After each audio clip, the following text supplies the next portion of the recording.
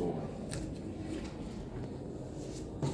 Bonjour, je suis l'étudiante Badolo Yvonda et aujourd'hui je vais interviewer Monsieur Jean-François Ouai. Alors, Monsieur, bonjour. Bonjour, madame. Comment vous allez? Très bien, merci. Ok, Monsieur.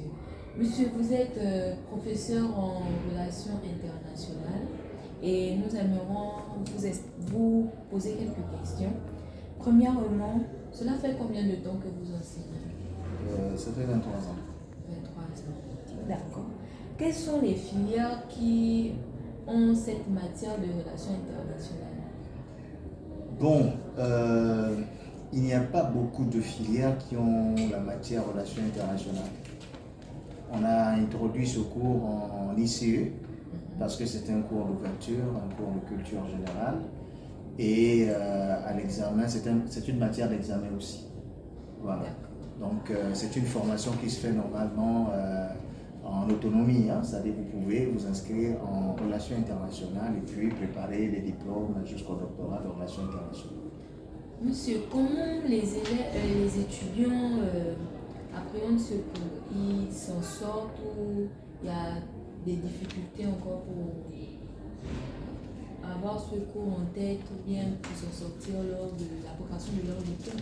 Bon, il faut dire que c'est un cours où les gens s'en sortent bien, si l'on juge par les résultats antérieurs.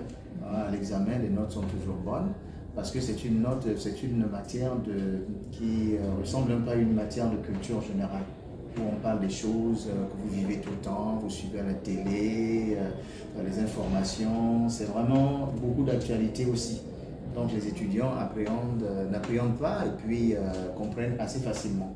Maintenant, il y a la compréhension de celui qui est en classe et puis il y a les notes.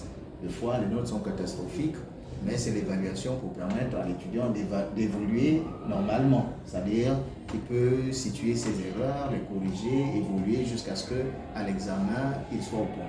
D'accord, monsieur. Monsieur, quel est l'intérêt de cette matière, par exemple la filière de ICE? Mais c'est une matière qui vous met en contact du monde. Parce que ça vous permet une ouverture d'esprit.